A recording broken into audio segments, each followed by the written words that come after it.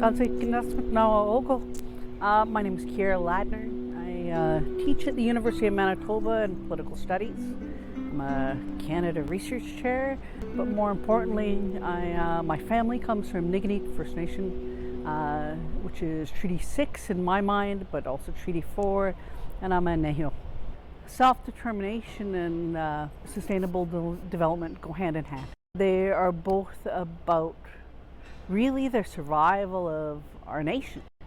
And so I think that sustainable development is really about looking at self-determination and the control, the responsibility for our territories. And that without the territories and without the well-being of our territories, we're not following our own laws.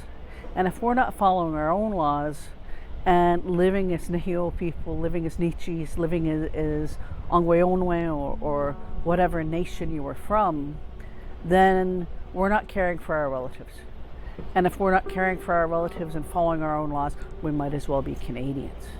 Self-determination is really about living those responsibilities, whether that be the responsibilities that come from our laws or our treaties or our relationships with other nations, but they are responsibilities. And those other nations include, the Deer Nation, the Buffalo Nation, everything down to,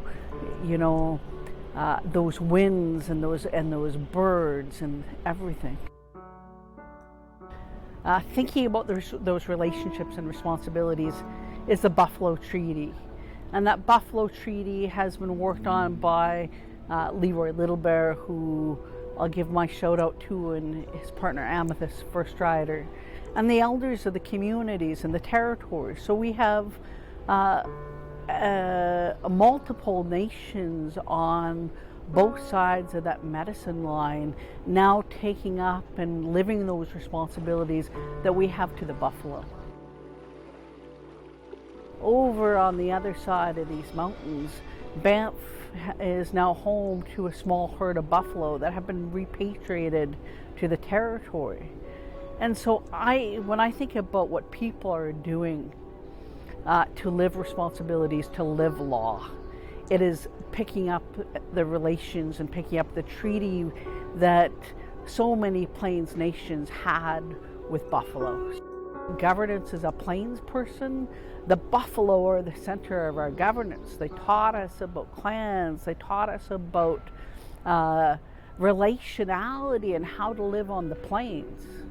And so that's what I think of as that sustainable model.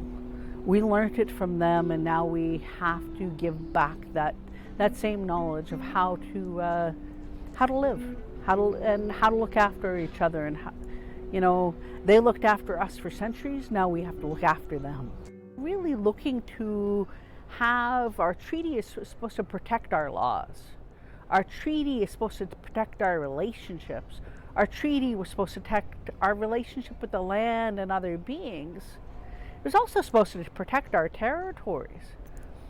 So if we think about 82 as this, and going into the Canadian Constitution, is trying to protect what rights were there, and the rights, we use a Canadian term, but we're talking in Nehio about responsibilities.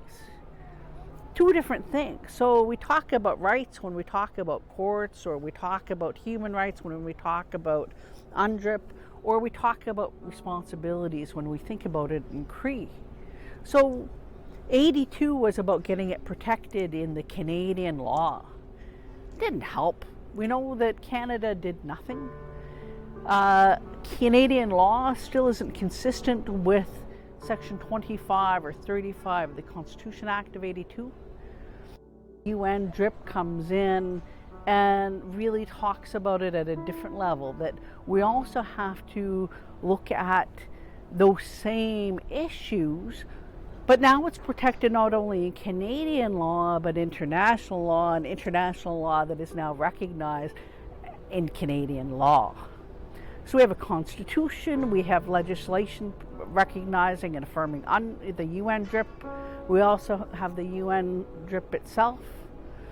And so somewhere in there, we have to be able to find those legal tools to really force Canada to deal with itself, to uncolonize or decolonize or let loose some of its grasp on our territories.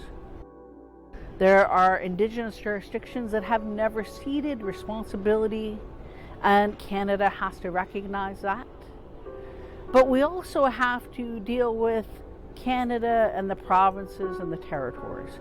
So we have competing jurisdictional interests, and I think that the UN DRIP and sustainable development strategies give us an opportunity to get to the table and to sit at that table and to talk about it as three different levels of governance. Two colonial levels of governance, and then a sovereign Indigenous levels of governance that aren't part of the system, but because of Section 25 and 35 of the Canadian Constitution are at least recognized and affirmed as having some status within this system.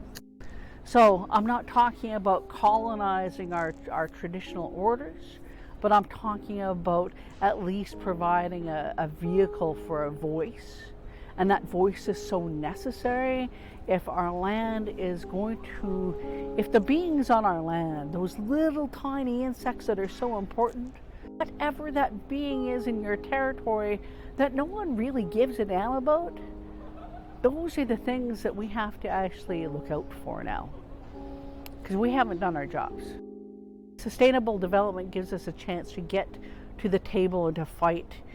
UN DRIP, Constitution, all of these give us some legal rights to talk from and to really try and force a conversation. But we have some legal basis upon which to fight, and we're going to continue to fight. And are those good grounds? They're better than what we had prior to 82, and they're better than what we had prior to the UN DRIP. All of us have different strategies and different things that we need to continue to do, and it is by doing that we can build hope, maybe?